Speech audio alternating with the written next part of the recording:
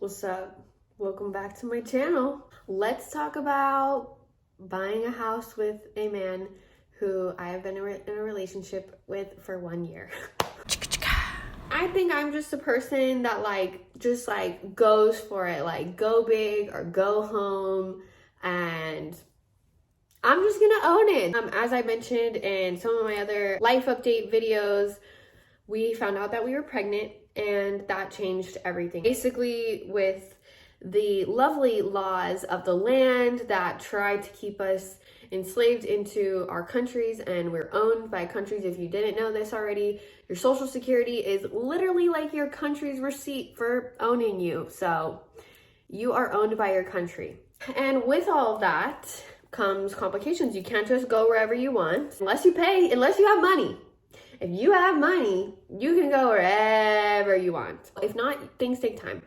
So anyways, we went back because his dad was sick and it was just the best thing to do. And Sway was very adamant, I want to buy us a house. I want to own a house before the baby gets here so they have some assets. And so the plan was, we are decided at this point, okay, we're going to find ourselves a place to rent. That's going to be cool. And then we're just going to do that for a year and then we'll move back. Now, Sway, I think, always was kind of in the back of his mind, not thinking that it was a good idea, because when you rent something or lease something, you're kind of just putting all of your money into nothing, and then you're left with nothing at the end. Either way, he was still being a supportive partner and looking at properties to rent. The first place he went to was in Tamarindo, or close to Tamarindo, which is my favorite part of Costa Rica, which is really where I would like to live. But the only problem with Tamarindo is that it's very far from the city, San Jose, and there's a lot. At the end of the day, Costa Rica is a third world country, and I think we kind of forget that as Americans, because we're oh, it's safe. It's safer than Mexico, and blah. That doesn't mean anything. I don't know that it fully is, but every place is what you make it, and there's sketch things in every place that you go, including downtown Los Angeles, He goes and he looks at this place super far away, but it was everything we wanted, super modern, right on the beach, everything was right there, and he signs the paperwork. He's ready to get it. He's like that. He doesn't like to think through a lot of stuff. He just goes for it, Even though I was really happy, there was a part of me that was extremely worried about how far it is from the hospital. It's a 4, maybe more hour drive from the hospital that is the main hospital. There's other hospitals in Costa Rica, but the best hospital is SEMA, and that's where I was suggested to have the baby. He goes, he signs the paperwork, and then a week or two later, he's I just found out that they don't accept dogs. And I was bringing Moo there, and I was okay, well, that's not going to work. So you're going to have to talk to them, tell them we have a dog. Maybe they'll make an exception, and if not, maybe it's for the best. Weren't going to just let us have a dog and not anybody else. So they were they let us get out of the contract. I'm all pregnant and hormones and oh my God, we don't even have a place to live, and you want to have this baby. I was being a bitch. I was not chill in the first trimester. It took a lot for me to process and be in this space where I'm yeah, I'm ready to do this, and make this my own. We have so much that society puts on us about what being pregnant is, what having babies is, what it means to have kids, and all of this fear and things that we're just told, and ideas that we accumulate over time. And it's really important to be able to stand in your sovereign thinking and process, and rather than get distracted by all the other stuff. But when something's new, it's easy to get tricked into thinking in ways that aren't really beneficial to your growth. So I was still in this funky mindset and not able to really be happy, and putting all this pressure on Sway, and he's trying to prove to me that everything's gonna be okay and everything. And I commend him so much because he handled it so gracefully. I mean, his time came where he was in his feels and everything, but during the process he was pretty decent with just staying committed to making it all happen. He finds this next place that is really epic. It's in Jaco, which is only an hour and a half from the hospital, but I wanted to live by the beach. and that's the closest beach to the city. So he's like, this is what makes the most sense. So he goes, I'm on FaceTime for all of this. I'm here in California with my family still at this point, like going through my first trimester, pregnant, throwing up every day, feeling horrible, crying every day because who knows, like just super emotional. The hormones are crazy when you get pregnant. Yeah, he goes to see this place and it's epic. It has a beautiful view and I love it. And he's like, okay, babe, here's the thing.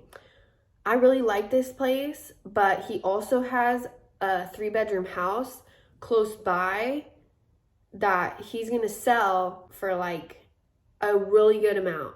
I was like, I didn't want to buy a property because I was feeling like that's gonna get us stuck in Costa Rica and like all these things and like, you know, fear of like not knowing if this was the right thing to do and like not, you know, all these uncertainties. And I was like, and he was like, I think you just need to trust me. And so I did. I decided to just trust him. And he goes and checks this place out. And it was just beautiful and brand new and no one had lived in it. They actually finished building it October 2019, which is like when we met.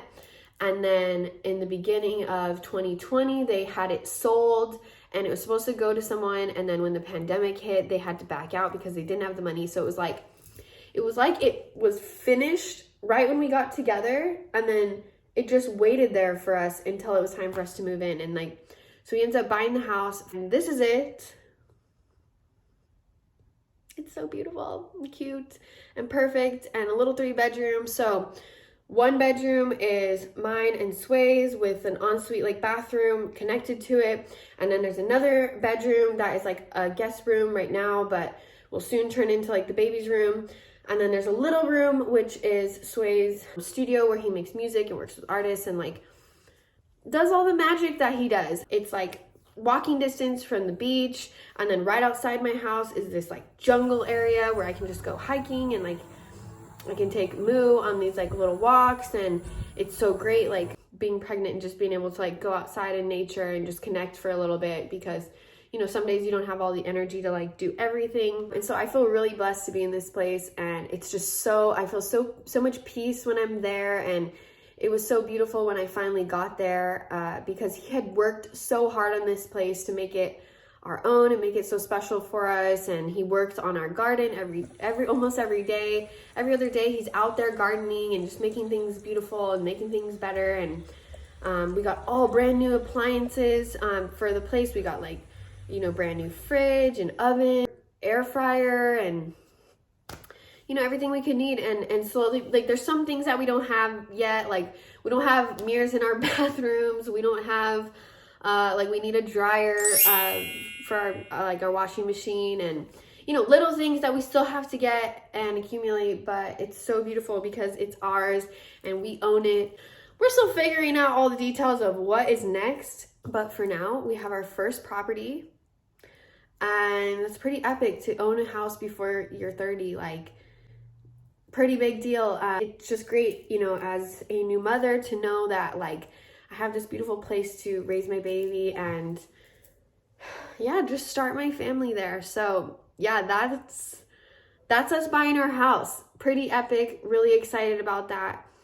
If there's any questions that you guys have about living there, I want to make more videos about my process being there, being plant-based there, and everything that comes with Costa Rica. We'll have you guys know. Maybe you guys have asked this or thought this, but at the beginning of quarantine, I downloaded this app called Duolingo to learn Spanish, and I know Spanish now. Like, I don't know, it's not very good Spanish because of the conjugations are a little bit wrong sometimes. The more that I'm there, the more that like my brain expands, and I'm sure that like teaching my baby Spanish and English together. Understanding part is a lot easier now. It's the speaking that can be hard at times, and it's mostly just confidence. If you know, some of you guys, you know, maybe English isn't your first language, and I commend you so much because it's hard to really connect with people in a different language. Thank you guys for tuning in, and I'll see you in the next video. I think you guys are all caught up on all my life basically to now. So if there's questions or things you want me to dive into more, please leave it in the comments. And if not, stay weird.